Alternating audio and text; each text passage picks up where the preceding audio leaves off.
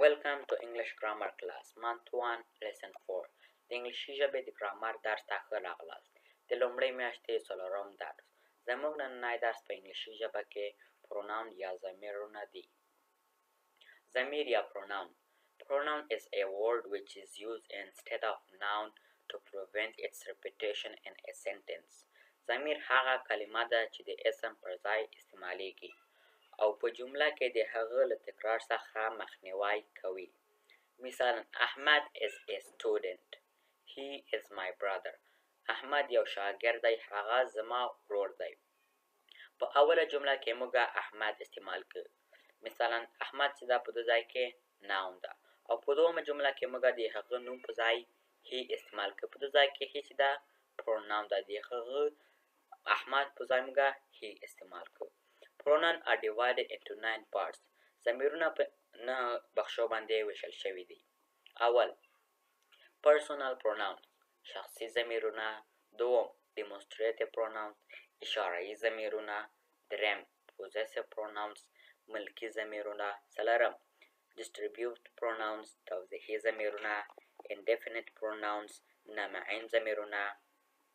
interrogative pronouns، د پوښتنې ضمیرونه یعنی سوالی ضمیرونه. اووم reflexive pronouns، انعکاسي ضمیرونه. اتم emphasizing pronouns، تاکیدي ضمیرونه. نهم relative pronouns، مربوطه ضمیرونه. personal pronouns یعنی شخصي ضمیرونه. personal pronouns are those which is used instead of people and things in the sentence. شخصي ضمیرونه هغه دي چې د شیانو او اشخاصو پر ځای په جمله کې استعمالیږي. The personal pronouns are divided into 2 parts. شخصي ضمیرونه په دوه ډوله دي. اول subject pronouns، فاعلي ضمیرونه. دوم object pronouns، مفعولي ضمیرونه. Note: subject is the doer of an action and object is the receiver of an action. یادونه: فاعل په یو جمله کې د عمل اجرا کوي او مفعول عمل اخذ کونی دی. مثلا I pushed the car. ما هغه موټر ټیله کړ. دوم احمد saw them in the park. احمد هغوی ولیدل په پارک کې. اول subject pronouns یعنی فاعلي ضمیرونه. Subject pronouns are those which is used instead of subject in the sentence. فاعلي ضمیرونه هغه دي چې د فاعل پر ځای په جمله کې استعمالیږي. The subject pronoun consists in فاعلي ضمیرونه عبارت دي له I، زه، he هغه سړی، she هغه ښځه، it هغه بې روحه شی. کله چې موږ د یو بې روحه شی په باره کې خبرې کوو بیا موږ it ورته استعمالوو.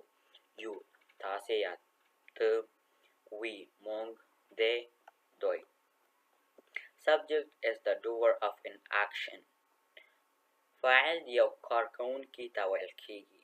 مثلا he fixes the car. هغه یو موټر جوړ کړ. دوم subject is a person or thing that we talk about it. فاعل یا مبتدا هغه شخص دی چې د شی هغه شی چې موږ د هغه په باره کې خبرې کوو. مثلا he is a boy. It is a book. دریم subject is the word which is used at the beginning of the sentence. فاعلي یا مبتدا هغه کلمه ده چې د جملې په سر کې استعمالیږي. څلورم لکه مثلا this is a comfortable chair. د it د استعمال ځایونه. اول it is used for something inanimate.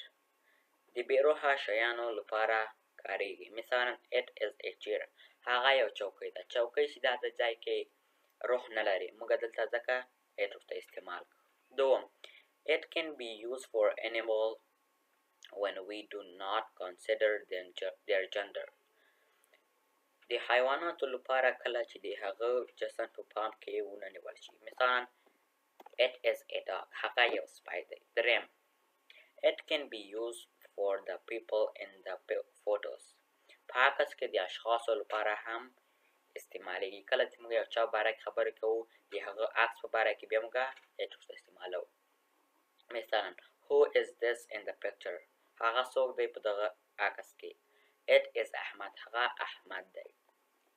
څلورم it sometimes can be used for small babies. It's دا موږ د ماشومانو لپاره هم استعمالولی شو د وړکیو. مثلا it is a newborn child. دا یو نوی پیدا شوی ماشوم دی. دوم object pronouns یعنی مفعولي ضمیرونه. Object pronouns are those which are used instead of object in the sentences. هغه ضمیرونه دي چې په جمله کې د مفعول پر ځای استعمالیږي. Object pronouns consist in مفعولي ضمیرونه عبارت دي له می ماته یا زه، هم دته، هر دیته، it هغه ته، یو تاسې ته، اس مونږ ته، them دوی یا دوی ته. دا د نن ورځې درس و. د لومړۍ میاشتې پنځم درس ته منتظر اوسئ. Please wait for the 5th lesson of the 1st month. دا ویډیو له ملګرو سره هم شیر کړئ. Please share this video with your friends.